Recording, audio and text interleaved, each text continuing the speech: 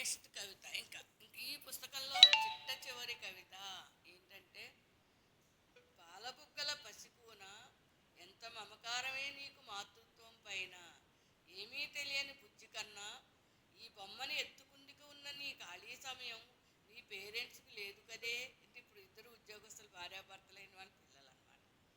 నిన్ను ఎత్తుకునే సమయం ఓ ముద్దుల కూన, మాతృత్వం గొప్ప వరం, మహిళా జన్మకి సంతృప్తిమయం.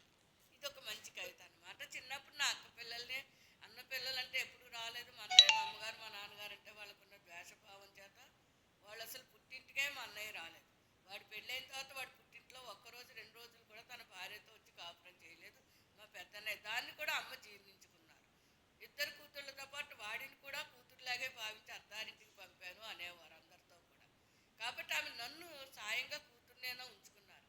ఈరోజు మా ఇద్దరు బంధాన్ని విడదీసిన వాళ్ళకి ఎంత పాపం అంటుకోవాలో అంత పాపం కూడా అంటుకుంటుంది. సకల శుభాలు జరగవు. ఎందుకంటే వృద్ధాశ్రమ నిర్వాహకులు కూడా ప్రేమని నటించారు, కొంత ప్రేమని చూపించారు. వాళ్ళైనా ఇప్పటికైనా మమ్మల్ని కలపకపోతే అది వాళ్ళకు కూడా అంటుకుంటుంది. తల్లి కూతుర్ని విడదీయడం అంత పాపం ప్రపంచంలో ఇంకోటి లేదు. ఆమె కోసం జీవితాన్ని పెళ్లి పేరంటం వద్దనుకున్నా, నా తల్లికి లేని ఏ సుఖం నాకు వద్దు అనుకుని తల్లి కోసం ఉండిపోయాను.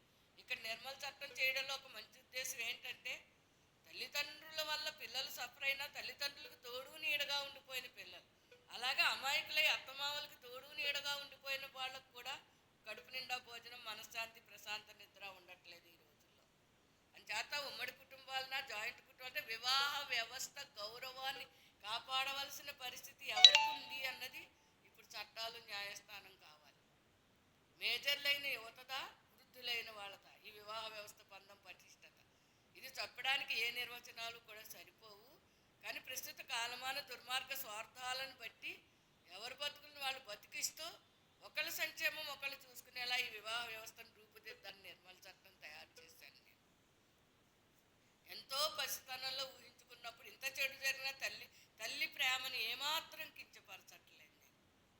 ఇప్పటికి 55వ ఏట అర్హుడితో పెళ్ళైతే 2-3 పిల్లలు IVF ద్వారా కూడా నాకు పుట్టే అవకాశం కూడా ఉంటుంది.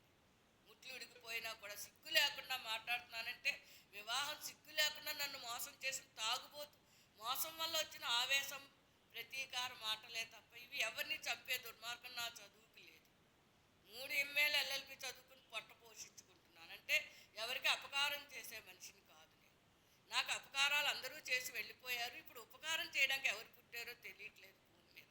అది పెద్ద ప్రశ్నే జ్యోతిష్కులకి.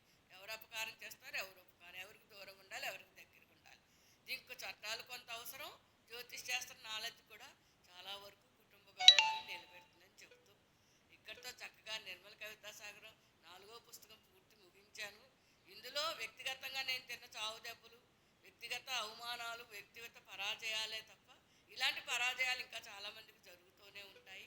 వాళ్ళు ధైర్యాన్ని, మనశ్శాంతిని పోగొట్టుకోవద్దని చెబుతూ, యువతరం ఏంటంటే ఆత్మహత్యల దారి పట్టకండి. పెళ్ళిళ్ళు, విడాకులు అయితే ఎలా బతకచ్చో ఆలోచించుకోండి. ఆడపిల్లలు ఆత్మహత్యలు అవసరం అస్సలు లేదు అని చెప్పడం నా కవితల పుస్తకాలు, నా నిర్మల చట్టం యొక్క ఉద్దేశం. ఇంకా ముసలి వాళ్ళకి చెబుతున్నది ఏంటి అంటే మాత్రం, మీ తాగుబోతు కొడుకులకు, ఎయిడ్స్ రోగాలు, సుఖరోగాలు ఉన్న కొడుకులకి కన్యాదానం పేరుతో వేరే కుటుంబాలను పాడు చేయొద్దు. అలా చేస్తే న్యాయస్థానం నిర్మల చట్టం ప్రకారం ఏమేమి శిక్షలు వేస్తుంది అన్నది చెబుతోంది. దేవుడు వేసిన శిక్ష అయిపోతుంది, మొత్తం కుటుంబం పోతుంది. కాకపోతే లేనిపోండి. అందుకే ఒకరోజు విడాకులు సుప్రీంకోర్టు ఇవ్వాలి. ఒక రోజులో రోగం అంటించిన మగవారు ఉన్నప్పుడు ఒకరోజు విడాకులు ఇవ్వడంలో తప్పే ఉంది. కోర్టు ఎందుకు ఎదురు చూడటం? వీడు అంటించిన రోగానికే ఏడుస్తుందా, మందులు లేక తిండి లేక ఏడుస్తుందా ఆడది? లేకపోతే ఇంక దేనికి బాధపడాలి? విడాకులు అంటే ఇన్ని సంవత్సరాలు ఎందుకు తిప్పడం నిలబడని బంధాలకి? అంటే వృద్ధులను మోసం చేసుకుంటే పెళ్లి పేరుతో అది కూడా తీసుకురావాలి చట్టంలో ఒక భాగంగా. థ్యాంక్స్. ఉంటాను. నేను బాగానే ఉన్నాను, ఉంటాను. అభివృద్ధి కవితల పుస్తక సాహిత్యాన్ని అభినందించిన వాళ్ళు, విమర్శించే వాళ్ళు అందరూ కూడా గౌరవనీయులే. ఏం పర్వాలేదు.